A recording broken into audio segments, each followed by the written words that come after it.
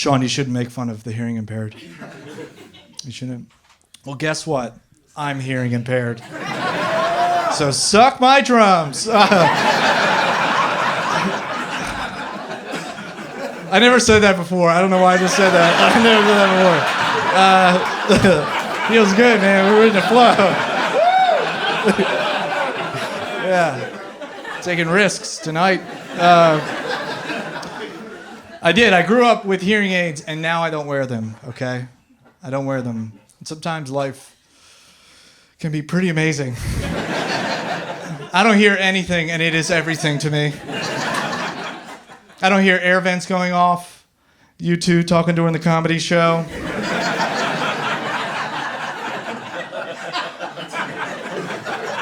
Cries for help, you know, I don't...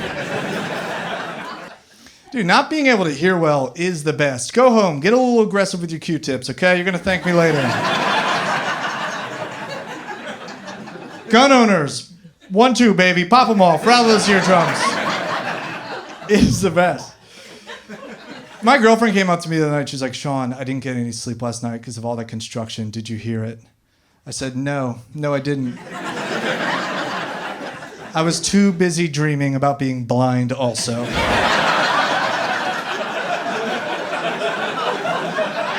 It is the best, man.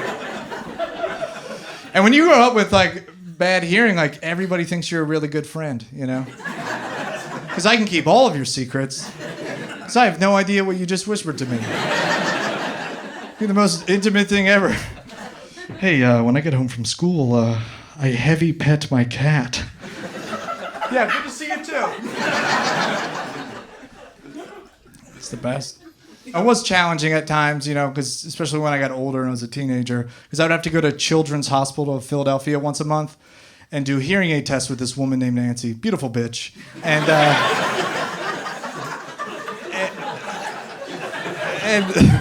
we would be in this like studio, right? There was like a glass booth, right? And I'd be on one side and she'd be on the other, and I have to repeat words to her. But I was 17 years old, so it was like infuriating. After it was a pediatric center, she would cover her mouth with a folder and she'd be like, "Say the word rainbow." I'm like, rainbow, Nance. God damn. Say the word playground.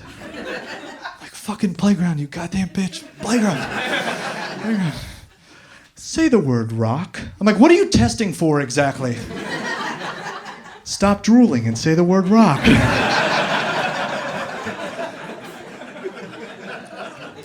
I left that day with a stronger set of hearing aids and a thicker helmet. That's tough. That's a tough ending. That's a tough ending. I was going good. He made for himself, and then he hit us with autism. I'm going to... I did those jokes at South Philadelphia's high school's 50th reunion. I was the surprise comedy act. Which, side note, never be a surprise comedy act. They should know you're coming, okay? Especially if they were in Vietnam, okay?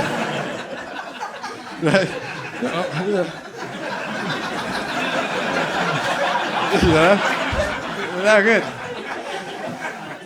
So I was like, they're 68 years old. I'll do my hearing aid material. Like, fuck yeah, like I'll resonate with these audience members. Nobody listened at all. Except for one lady, and she came up to me after the show with some attitude, and she's like, Sean, do you really feel that way about your hearing? And I was like, yeah, what part of get aggressive with your Q-tips did you not understand? And she's like, well, if it's all right with you, when I get home tonight, I'm going to pray to Jesus that you one day get your hearing back. That was 2018, so apparently the only person who can't hear is our Lord and Savior, Jesus Christ. I can't. I don't want to knock on old people, though. Like, I really don't. I'm 32 years old, but I've been a senior citizen my entire life. I have. Like, I got hearing aids in 7th grade, but also in that year, I got a prescription to heartburn medication.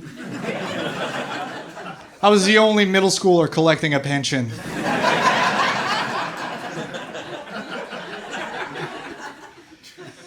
even like now, like as a guy, I'm like, I don't like computers and shit. I'm like, yeah, you know, I got like an old guy mentality. Like Venmo took me a while, you know. I was like, oh, you want me to put my sensitive bank account information into my phone so I can text you money for brunch? I don't think so. I don't think so. Nice try, hackers. No. And I have it, but I don't like using it because it's supposed to be easier than cash. Right? What do you think? You think Venmo is easier? Very easy. It's not. It's not easier than cash. You're wrong. You're 0 for 1 tonight. It's not. It's not. I'll give you this. It's easier to decline a payment. It is. That big red button, somebody tries to charge you for rent, you're like, not fucking today.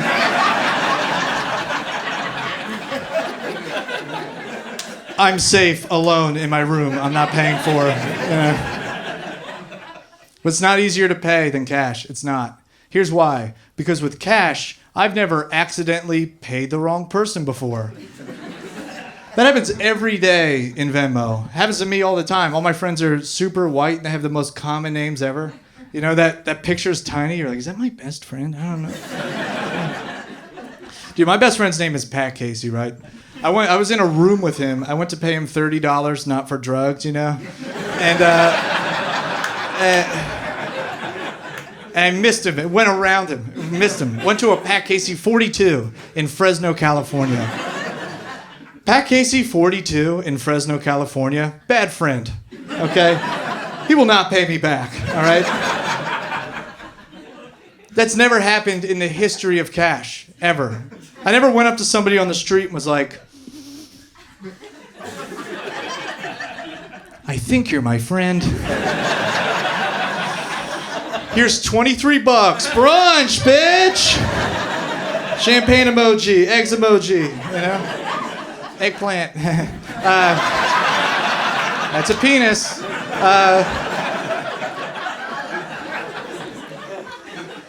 It's not easier than cash. Also, I've never been temporarily banned from cash. Venmo reads what you write in there, you know? My friend went to pay me for a single beer, 1 beer, but he typed in the thing, for ISIS. Yeah. Yeah, they froze our accounts pretty quickly.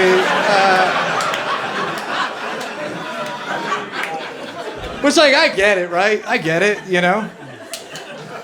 But, like, pretty aggressive on Venmo's part because I don't know which ISIS chapter is taking $7 installments.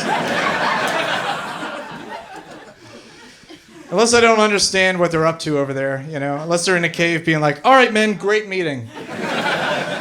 Couple things before we wrap up. One, we have our annual end of summer formal with the lady terrorist across the lake. Make sure you sign up for that. And, we're on Venmo now, guys, so make sure you pay your dues.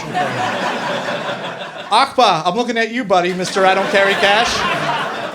Yeah, pony up, mister, yeah. Yeah, just don't make it out to ISIS 42. Our Fresno chapter will not pay you back.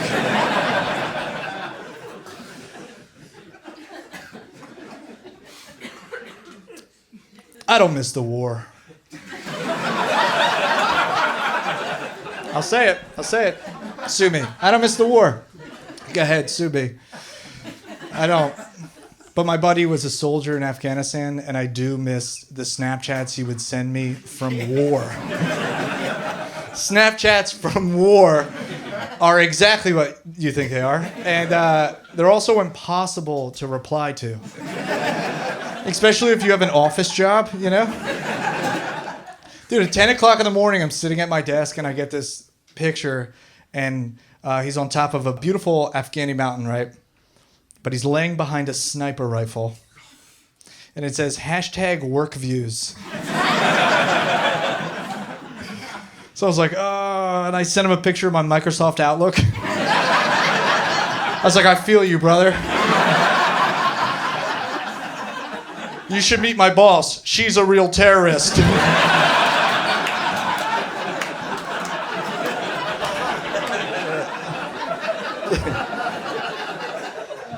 It was crazy, dude. After a while, I didn't even know like how to respond to him. I just started hitting him with bald eagle emojis, you know.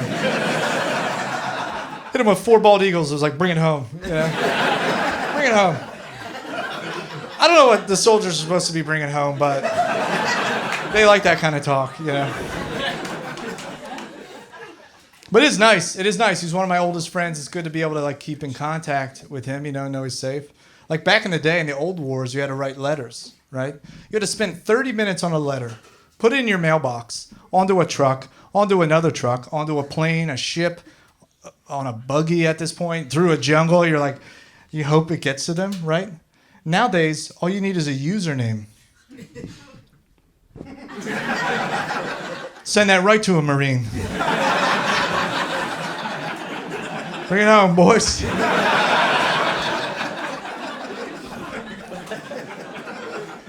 I don't know if I'm gay or a woman in that joke, but...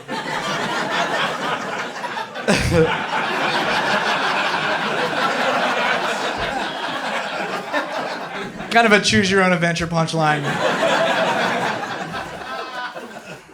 It's different, though. Everything's different. My son's growing up in a different world than I grew up.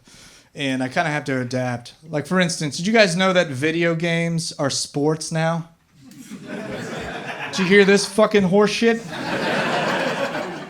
Video games are professional sports. They call them esports. They're building stadiums, arenas, full of introverts. Just trying to get on the first kiss cam, you know?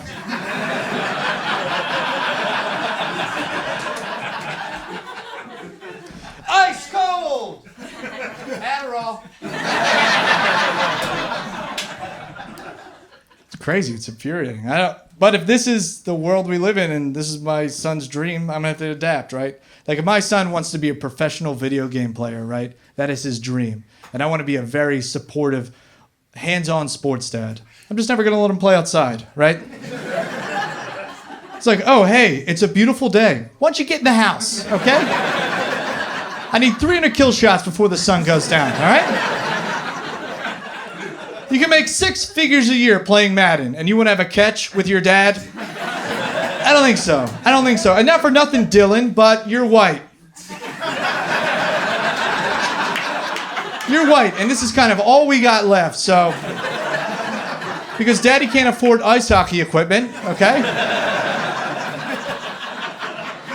So microwave some bagel bites, we're running drills.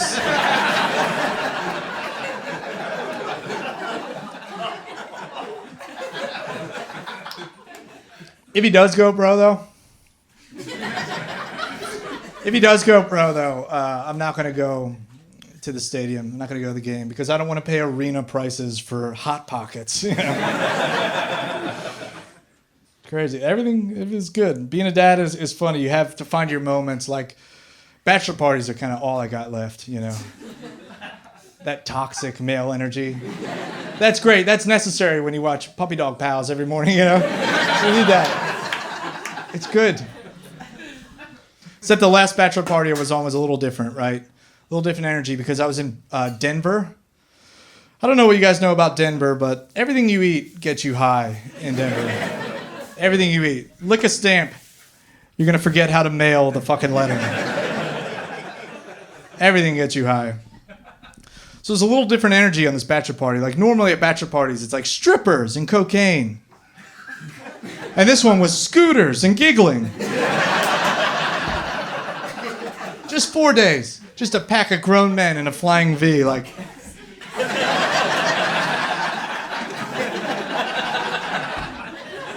Just going right past popular bars and into community parks, you know? Normally at bachelor parties, you gotta round up your friends. You gotta be like, all right, remember, most of you have wives, all right? But this one was like, hey, remember, you can't pet every dog that walks by. Let's do shots. How about snacks? I'll go get them.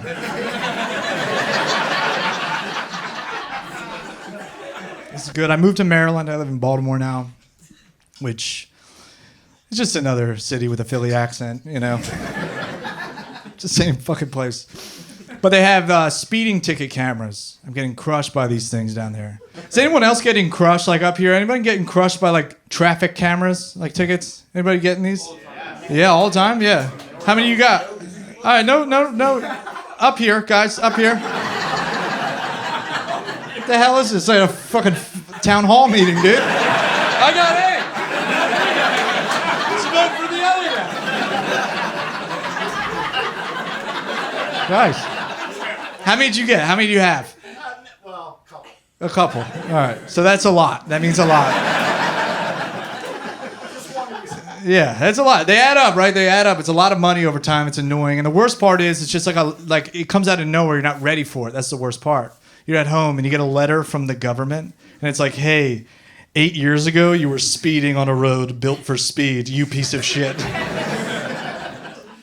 You owe us $40. I'm like, what? I don't remember this. And they're like, yeah, we thought you'd say that. So to prove it to you how fast you were going, here's a still photo of your car. It's in black and white so you know it's a crime. By the way, nice pre-owned Chevy Cruze, you loser. Where'd you buy that Hertz rent-a-car? You're like, oh, fuck yeah, this. It stings, dude. You give him $40, but tell you what, it's annoying. We can agree they're annoying, you know. But say what you want. I was thinking about it. Say what you want about these traffic cameras, but they're taking all of the white privilege out of getting pulled over. You know what I mean? Because not one of these citations I've gotten in the mail let me go because I seem like a pretty nice guy, you know? Not one of these letters was like, oh, your uncle's a cop? Just throw this out. Crazy. So it might be like $40 a ticket, but as a white man, I'm actually losing generational wealth.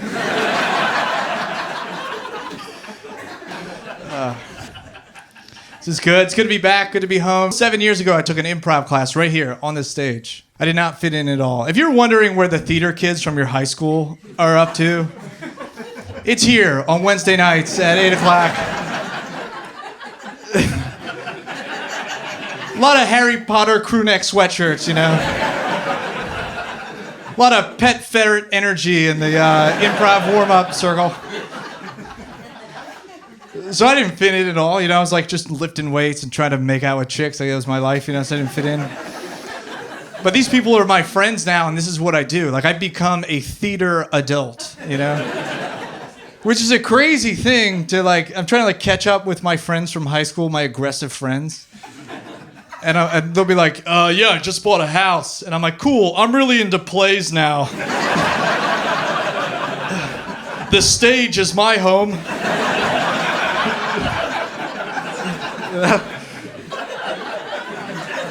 Can't relate. But even at this level, dude, you learn things about show business, which is pretty cool, you know? Like, for instance, you ever see a movie or a TV show with a real big fat guy, right? And he's doing fat guy stuff. He's like eating a ton of pie without a fork or belly dancing without a shirt on. And you're like, did that actor know what he signed up for when he took the role? The answer is yes. Because last year I was in 2 plays and both times I was cast as an alcoholic. I didn't even audition. I just sent in my headshot and the director was like, yep, you look perfect. For the lead role of Josh, I get the lead. I was like, hell yeah, I've never even acted before. I'm already the best at plays. And then I read the script, right? It said Josh, age 17, intellectually challenged, drunk and adopted. All of that from one picture of my face. And the headshot, by the way, that's the best picture of me ever. It exists, the best picture I have ever. And the director was like, yep, this parentless moron looks like he drinks before school. You can just tell. So sometimes it's not good getting a role by your looks, you know. I don't even know how you look adopted, by the way. But apparently I'm looking pretty adopted in my headshots. To get new ones and include one of my biological parents in the background.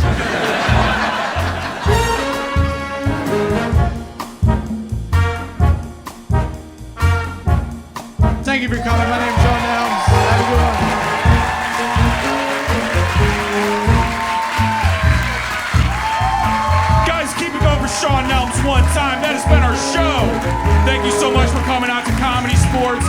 namesake. My name's Matt Hurley. Cheers.